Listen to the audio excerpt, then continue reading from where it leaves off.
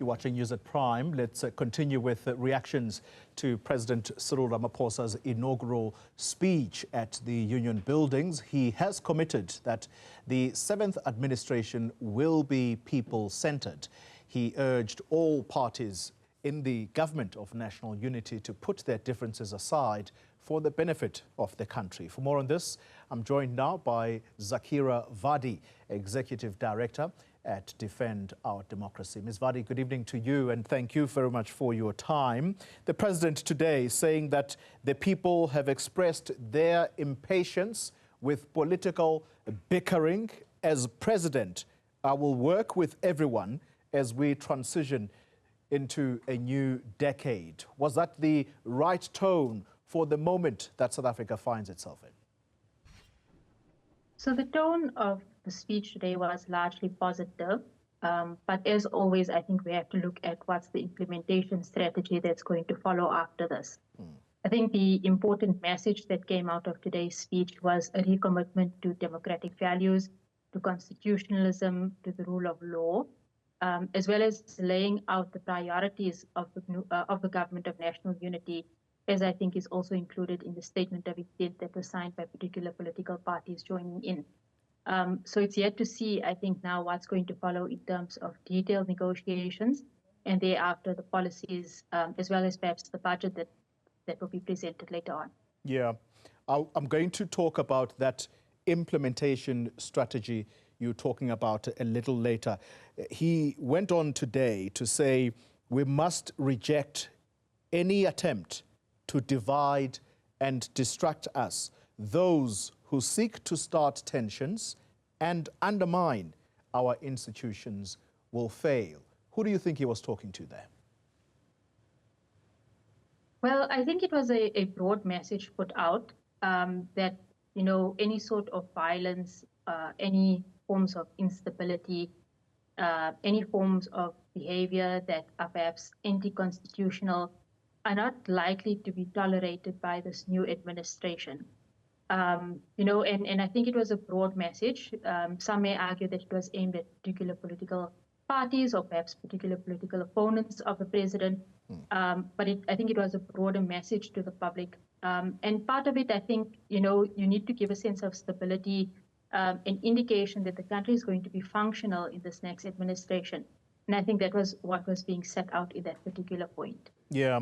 He also spoke about a new age of production and commerce. Now, I suspect this is where you were possibly going to when you spoke about the implementation strategies of this new administration. What do you think these are going to help with? Because let's be clear, there is lots of unemployment in the country and there's lots of poverty, and that leads to social ills. Well, these are some of the details that will have to be negotiated. We know that there's just a principled document that now underpins the government of national unity, but no real indication of what's the policy proposals that are being put forward. Apart from perhaps an intention in the document that says that these policies need to be research-based, they need to be evidence-based, and not just you know, thumbsuck arguments that political parties or politicians may be making. And that's an important indicator. The country is facing an unemployment crisis. We have over 30% unemployment in the country, with primarily young people being impacted directly by it. And whatever I think is intended by this government of national unity, that's certainly one of the priorities that have to be addressed. There were others that were spelled out in the speech, for instance, the issue of electricity, access to water. And again, those we need to see what sort of policy implementation is put in place. Yeah. In my previous conversation, I questioned my guests about the importance of the convening of a national dialogue of all South Africans in order to forge a social compact. How's that going to help not only move the country forward, but what kinds of discussions do you think need to go in there, and what is it meant to achieve, perhaps, is what we need to be asking? Well, we've cautiously welcomed the idea of a national dialogue. It is important to bring together various sectors of society so that there's sectoral understanding of what a government of national unity entails, and really to set out a vision for the country. Whatever the form the national dialogue takes, however, I think it's important that it has to be fully representative. It can't be that major civil society organizations are left out, that organizations that may perhaps not hold the same views of particular political parties are left out. It has to have a diversity, both in terms of sectoral representation, age, people from different backgrounds, etc. So that's the first thing. And the second thing I think that we are saying is that any national dialogue cannot simply be a tick box exercise in public engagement. We've seen this before with government where we invited into certain spaces and then we are spoken to for a day, almost just addressed and not really engaged. And thereafter it's taken as public engagement. There has to be a real engagement, contestation of ideas until I think there is some sense of a common vision for the country. Yeah. A different question altogether, away from what the president had to say today, but we know that in the next few days, the big talking point in the country is going to be this cabinet, particularly a cabinet in the newly formed GNU, and the president using the word profound in the same sentence as this government of national unity. He says this is a moment that is profound for this nation. The government, and in particular the people who work in government, public servants, they tend to relax, ignore that they have to serve the public. What kind of a public servant do you think South Africans are hungry for right now? Well, I think maybe we should speak about public representatives first. So this is really the caliber of parliamentarians that we have.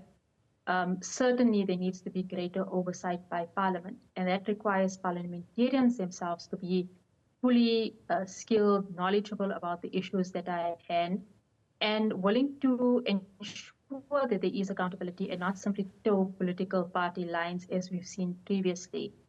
And I think the current arrangement where we would potentially have many more people from opposition benches or from other political parties as portfolio chairs is a positive development. If that is the case, it's certainly one of the recommendations of the Zondo Commission, and it's something that will hopefully increase parliamentary oversight. At the same time, I think the same would apply to cabinet ministers. We hope that the president would not, be tempted into having a very bloated cabinet once again.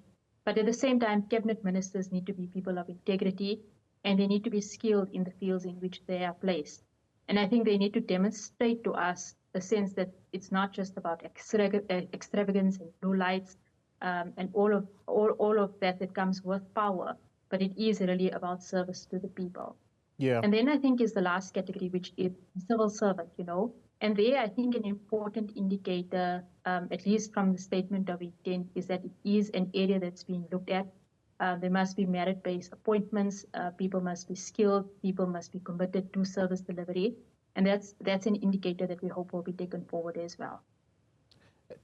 I'm stuck on this element of civil servants because I'm thinking I didn't express it well enough. Let me be explicit.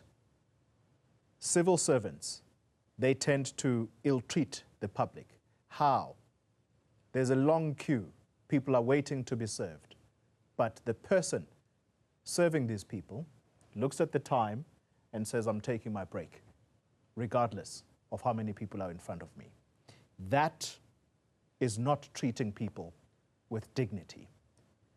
That's the kind of message, perhaps, I needed to drive in that question. What kind of a civil servant do you think the people of South Africa expect of this government? I think it's a civil servant that represents the best ideals of the Constitution, the best ideals that are put down on paper, but not necessarily implemented within different institutions. It is a civil servant that is responsive to the needs of people, that takes their work seriously, that that has a sense of professionalism in their conduct. But this really stems from the top down. If you're going to have a government, those who are in political office that have a lackluster approach to service delivery and to seeing to the needs of people, then that trickles down into the public service as well. As much as we want to say politics is separate from what takes place in public service, I think that there is a linkage there. So the tone needs to be set from the top down. Zakira Vadi, I want to thank you very much for your time, Executive Director at the organization Defend Our Democracy.